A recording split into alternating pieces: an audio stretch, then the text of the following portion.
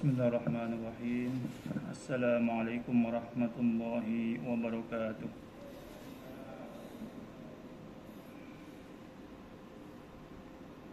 Alhamdulillahi wa kafa, wassalatu wassalamu ala habibil mustafa Muhammad ibn Abdullah wa ala alihi wa ashabihi wa mawala, amma ba'du. Jamaah salat zuhur Masjid Al-Mahkamah yang dirahmati Allah Subhanahu wa taala. Alhamdulillah, segala puji dan syukur kita sanjungkan kepada Allah Subhanahu wa taala atas karunia nikmat yang diberikan kepada kita sehingga kita dapat berkumpul kembali dalam salat berjamaah dan juga dalam rangka tadabbur kitab tafsir ayat Al-Ahkam karangan Syekh Ali As-Sabuni. Salawat dan salam senantiasa kita sampaikan kepada junjungan Nabi besar Muhammad sallallahu alaihi wasallam atas berkat petunjuk yang beliau sampaikan, kita dapat meneladani terutama dalam hal pentingnya ilmu dan pentingnya adab.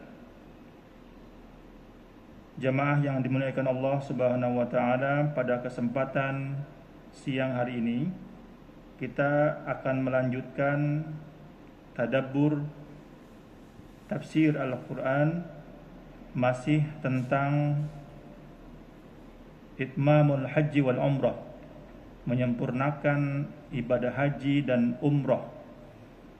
Dan alhamdulillah pada malam tadi kita sudah memasuki 1 Zulhijjah. Berarti insyaallah 9 hari lagi, tepatnya tanggal 10 Zulhijjah, kita akan memasuki atau bertemu dengan Idul Adha. Dan 10 hari pertama pada bulan Zulhijjah ini insyaallah akan memiliki keberkahan yang jika kita mengisinya dengan kebaikan, amal ibadah, insyaallah Allah akan lebih menyukai waktu ini ketimbang dengan waktu-waktu pada umumnya. Hadirin yang dimuliakan Allah, kita melanjutkan saat ini hukum yang ketiga, al-hukmu tsalits, madza yajibu 'alal muhsir wa aina mawdi'u dzabhil hadi. Pada pertemuan sebelumnya kita telah membahas tentang apa hukumnya umroh dan apa hukumnya wajib, apa hukumnya umroh dan apa hukumnya haji. Apakah umroh itu wajib sebagaimana haji? Kemudian yang kedua, kita telah membahas juga apa yang dimaksud dengan halangan bagi orang yang melaksanakan ibadah haji sehingga tidak bisa menyempurnakan ibadahnya, dan apa konsekuensi yang harus ia penuhi. Hari ini kita melanjutkan dengan hukum yang ketiga, bagi orang yang bertemu halangan atau mendapati dirinya terhalang untuk menyempurnakan ibadah haji. Karena ibadah haji itu ada rangkaiannya, tidak seperti ibadah puasa yang jelas waktunya. Kemudian ibadah haji itu rangkaiannya ada ibadah fisik dan juga ada amaliyah yang sifatnya batiniyah. Al-ayatul karimah sharihatun fi anna 'alal muhsir ay yadhbaha al-hadiya liqaulihi ta'ala fa in uhsirtum famastaysara minal hadyi wa qalluhu syatun wal afdalu baqaratun aw badanatun. ayat yang tadi dibacakan menunjukkan secara jelas bahwa orang yang mengalami halangan untuk menyempurnakan ibadah haji, maka ia wajib menyembelih dam atau membayar dam. Lalu hewan apa yang bisa dijadikan sebagai hewan untuk membayar dam? Wa aqalluhu syatun, yang paling kecil atau minimal hewan kambing. Wal afdalu baqaratun aw badanatun. Adapun yang afdol yaitu sapi atau unta. Jadi ada 3 pilihan. Yang paling minim itu adalah kambing, wal afdalu, dan yang paling utamanya sapi atau unta. Wa innama tujzi'u syat liqaulihi ta'ala famastaysara, wa hadha ra'yu jumhurul fuqaha. Adapun dibolehkannya menyembelih kambing sebagai dam, yang binatang yang paling minim dalam membayar dam, itu karena ada perkataan dalam Al-Quran famastaysara, atau yang memudahkan bagi kalian. Dan ini adalah pendapat para ulama fikih. Wa ruwiya an Ibnu Umar annahu qala badanatun aw baqaratun wa la tajzi'u syat. Menurut Ibnu Umar, yang dibolehkan untuk dijadikan hewan dalam membayar dam adalah sapi dan juga unta. Sementara kambing la tajzi'u asyatu. Kambing itu tidak bisa dijadikan hewan untuk membayar dam.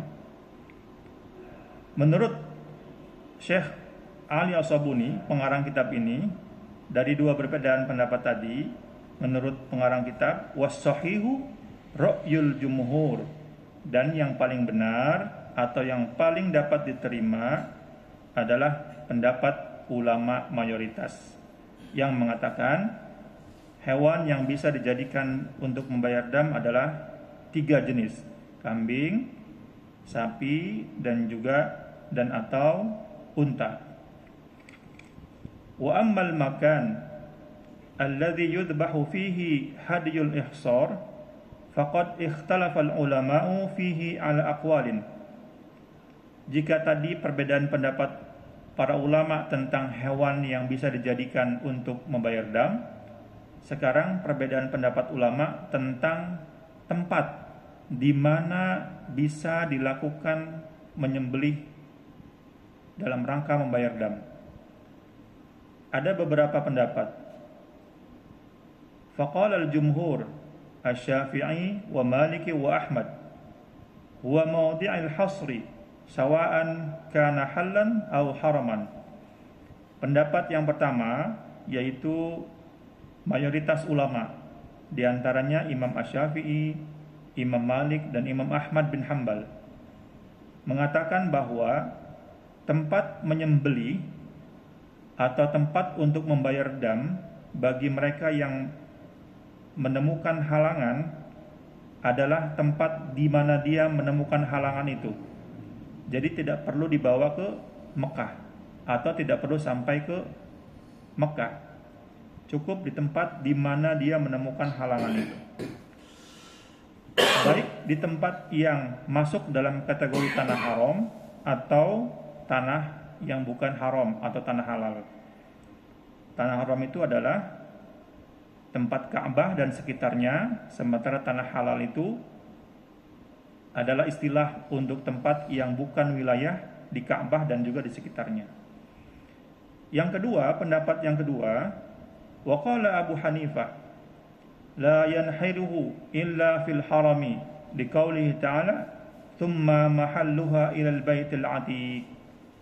Pendapat yang kedua yaitu Imam Abu Hanifah mengatakan menyembelih dam itu hanya dilakukan di tanah haram atau di Mekah yang masuk dalam kategori tanah haram. Dalilnya Allah mengatakan, dan hendaklah dia tahallul di Al-Baitil Atiq. Baitul Atiq itu adalah Ka'bah ataupun Makkahul Mukarramah. Wa qala Ibnu Abbas, ada pendapat yang ketiga, yaitu Ibnu Abbas, idza kana yastati'ul bi'tsu bihi ilal harami wajaba alaihi wa inna yanhiruhu fi mahalli ihsarihi. Pendapat ketiga ini mencoba menengahi pendapat yang pertama dan yang kedua. Menurut Ibnu Abbas, jika ia mampu membawa kambing itu atau mampu melanjutkan perjalanannya menuju Ka'bah, menuju tanah haram, maka wajib dilakukan di tanah haram, menyembelih hewannya. Jika tidak mampu atau memang halangan itu memang tidak bisa hilang seketika, maka di mana dia mengalami halangan itu, disitulah tempat dia mahallu ihsar, atau tempat untuk menyembelih dam. Wa qala al-Imam Fakhri. Nah, dari tiga pendapat tadi, Imam Fakhruddin Ar-Razi dalam kitabnya mengatakan adanya perbedaan pendapat itu bermula dari perbedaan pengertian tentang al-mahal fi hadhil ayati ismun lizamanin atau ismun lil makan. Jadi menurut Imam Fakhruddin Ar-Razi, tiga pendapat itu berbeda pendapat karena pemahaman tentang mahal itu ada yang menyebutnya sebagai tempat atau yang menyebutnya dengan waktu. Bagi yang menyebutnya sebagai ismun lizaman, maka dia harus bertahallul ketika dia menemukan, atau dia harus berada di tempat tahallul.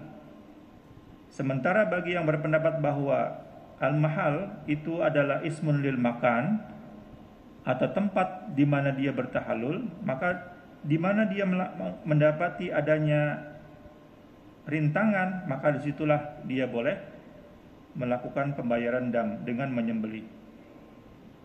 Bagaimana menurut pendapat Ali As-Sabuni sebagai pengarang kitab? At-tarjih war-rajih ra'yul jumhur iktidaan bi Rasulillah sallallahu alaihi wasallam haitsu ahsara bil Hudaybiyah wa nahara biha wa hiya laysat minal haram. Yang rajih atau pendapat yang bisa diterima dan yang kuat dalilnya adalah pendapat para ulama mayoritas yang pertama tadi. Mengapa demikian? Karena bersandar pada iktidaan Rasulullah sallallahu alaihi wasallam. Karena pada praktek Rasulullah ketika mengalami rintangan di Hudaybiyah, lalu melakukan pembayaran dam di tempat di mana dia mengalami rintangan tersebut. Jadi tidak perlu sampai ke tanah haram. Fadalla ala anna al-muhsir yanhiru haitsu yahillu fi haramin aw halin. Maka apa yang dilakukan Rasulullah adalah dalil bahwa jika seseorang mengalami rintangan dalam melaksanakan rangkaian ibadah haji, maka dia boleh membayar dam di tempat di mana dia menemukan rintangan tersebut tanpa harus menunggu sampai ke Ka'bah atau ke Makkah. Wa amma qauluhu ta'ala hadayan balighul ka'bati wa qauluhu thumma mahalluha ila al-baitil atiq fadzalika kama yaqulu Syaukani fil amani alladhi yumkinuhu al-wusul ila al-baiti. Adapun beberapa dalil yang menyebutkan hadayan balighul Ka'bah, jadi menyembelih kambing itu ketika sampai di Ka'bah, itu bagi mereka yang mungkin sampai kepada Ka'bah, atau bagi mereka yang rintangannya segera hilang sesaat setelah dia beristirahat, atau sesaat setelah dia, misalkan rintangannya adalah sakit, sesaat setelah minum obat dia bisa melanjutkan perjalanannya ke Ka'bah. Al-hukmur rabi', kita berlanjut kepada hukum yang keempat. Ma huwa hukmul mutamatti' alladhi la yajidul hadiya. Bagaimana hukumnya orang yang melaksanakan ibadah haji dengan haji tamattu' tapi tidak punya atau tidak bisa melakukan membayar dam. Penjelasan tentang ibadah haji yang dilakukan secara tamattu' itu pernah kita jelaskan pada pertemuan sebelumnya. Dan kalau di Indonesia, jemaah haji yang melakukan ibadah haji tamattu' itu biasanya adalah jemaah haji yang masuk gelombang kedua, karena sudah hampir dekat dengan waktu wukuf di Arafah. Jadi ketika berangkat dari Indonesia sudah berniat ihram, atau ketika berada di pesawat berniat ihram, atau setidaknya paling lambat ketika sampai di Jeddah itu sudah harus berniat. Nah, yang tamattu itu berarti melaksanakan umroh terlebih dahulu, setelah itu adalah melaksanakan rangkaian ibadah haji. Bagaimana hukumnya kalau tidak ada sesuatu yang bisa disembelih oleh orang yang melaksanakan ibadah haji tamattu? Dalla qauluhu ta'ala, faman tamatta'a bil umrati ilal haji famastaysara minal hadyi ala wujubi damil hadyi alal mutamatti'. Kalau dilihat dari ayat Al-Quran, maka orang yang melaksanakan ibadah haji dengan cara haji tamattu itu wajib untuk membayar dam. Faidha lam yajid imma li'adamil mali aw li'adamil hayawan shoma 3 ayyamin fil haji wa 7 ayyamin idza raja'a ila ahlihi. Jika dia tidak bisa membayar dam, baik itu karena tidak punya uang atau tidak ada binatang yang disembelih, maka dia harus menggantinya dengan cara berpuasa 3 hari pada saat ibadah haji dan sisanya 7 hari pada saat kembali ke tanah air. Nah, ada perbedaan pendapat ulama juga tentang puasa 3 hari selama di ibadah haji. Wa qad ikhtalafa al-fuqaha'u fi hadha as-siyami fi qoulihi ta'ala fasiyamu 3 ayyamin fil haji. Faqala Abu Hanifah al-muradu fi ashhuril haji wa huwa ma bainal ihramaini ihramul umrah wa ihramul haji. Menurut Imam Abu Hanifah, 3 hari puasa dalam ibadah haji itu adalah dilakukan pada saat dia selesai dari umroh dan akan ihram untuk haji. Jadi tamattu itu adalah melaksanakan umroh terlebih dahulu sampai selesai, lalu berganti pakaian biasa sambil menunggu waktunya untuk wukuf di Arafah. Nah, interval waktu antara selesai umroh sampai mau menjelang haji, wukuf, itulah waktu di mana dia harus melaksanakan puasa 3 hari. 3 ayyamin fil haji. Wa qala Syafi'i, adapun Imam Syafi'i berpendapat la yasihhu shaumuhu illa ba'dal ihram fil haji liqaulihi ta'ala fil haji. Adapun menurut Imam Asy-Syafi'i, 3 hari berpuasa itu dilakukan setelah selesai ibadah hajinya. Jadi kalau yang pendapat pertama tadi selesai umroh langsung puasa 3 hari kemudian melaksanakan haji, pendapat yang kedua Imam Asy-Syafi'i mengatakan hanya dilakukan setelah ibadah hajinya selesai. wa hiya min 'indi syuru'ihi fil ihrami ila yaumin nahar. Wal asah annaha la tajuzu yauman nahar wala ayyam tasrik wal mustahab an takuna fil ashri min dzilhijjati qabla yaumi arafah. Dan yang dapat dibenarkan adalah tidak boleh berpuasa pada saat hari-hari tasyrik 11, 12, 13. Jadi kalaupun tadi ada pendapat mengatakan setelah haji itu puasanya, tapi tidak dimaknai dengan puasa tanggal 11, 12 dan 13. Wal mustahab, adapun yang paling disunahkan atau yang paling disukai, antakuna fil ashri min dzilhijjati qabla yaumi arafah, dilakukan 10 hari sebelum wukuf di Arafah. Wa yara ba'dul ulama anna man lam yasum hadhihi al-ayyami qabla al-'id falahu ay yasumaha fi ayyami tasyrik. Tapi ada juga yang mengatakan bahwa puasa pada hari tasyrik khusus untuk yang tamattu' tadi dibolehkan, liqauli Aisyah wa Ibnu Umar radhiyallahu anhuma lam yarkhus fi ayyami tasyrik ay yasumna illa liman la yajidul hadiyah. Jadi enggak dibolehkan puasa dalam hari-hari tasyrik kecuali bagi mereka yang tidak menemukan dam dan harus membayarnya dengan puasa, dan itu dibolehkan di hari-hari tasyrik. Kemudian yang tadi kan yang pendapat yang paling sahihnya adalah dilakukan pada saat sebelum pelaksanaan ibadah haji. Ada 7 hari, ada 8 hari sebelum wukuf, itu 3 harinya adalah untuk melaksanakan 3 hari puasa. Sekarang bagaimana dengan 7 hari puasa setelah sampai di tanah air?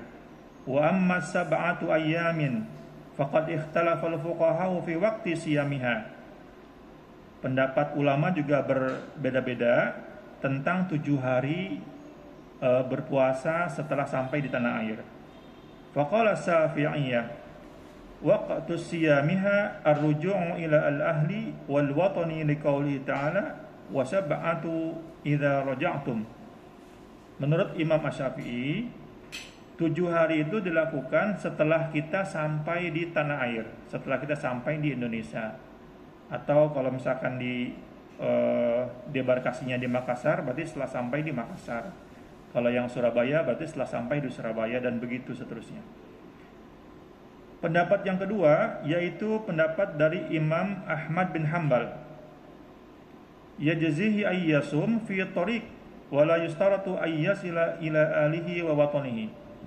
Nah, kalau pendapat yang kedua ini, puasa yang 7 hari itu boleh dilakukan ketika dalam perjalanan pulang, baik itu di pesawat maupun dalam perjalanan ketika menuju ke daerah aslinya masing-masing. Pendapat yang ketiga yaitu pendapat Imam Abu Hanifah. Al-muradu minar ruju'i al-faragu min a'malil haji wa huwa madhhabu Malik rahimahullahu ta'ala.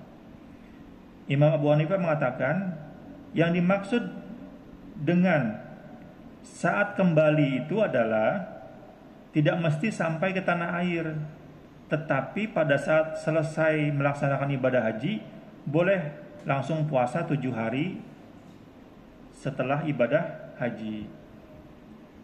Kemudian waqala Syaukani, Imam Asy-Syaukani ini yang diambil juga oleh pendapat dari penulis buku, mengatakan wal awwalu arjah faqad thabata fis sahih. Pendapat yang pertama yaitu pendapatnya Imam Asy-Syafi'i yang mengatakan puasa 7 hari itu dilakukan pada saat ia kembali ke tanah air, itu adalah yang paling rajih atau yang paling bisa diterima, karena telah terdapat dalam As-Sahih min hadits Ibnu Umar annahu sallallahu alaihi wasallam qala faman lam yajid fasiyamu 3 ayyamin fil haji wa sab'atun idza raja'a ila ahlihi. Wa thabata aidan fi sahih min hadits Ibnu Abbas bilafdin wa sab'atin idza raja'tum ila amsarikum.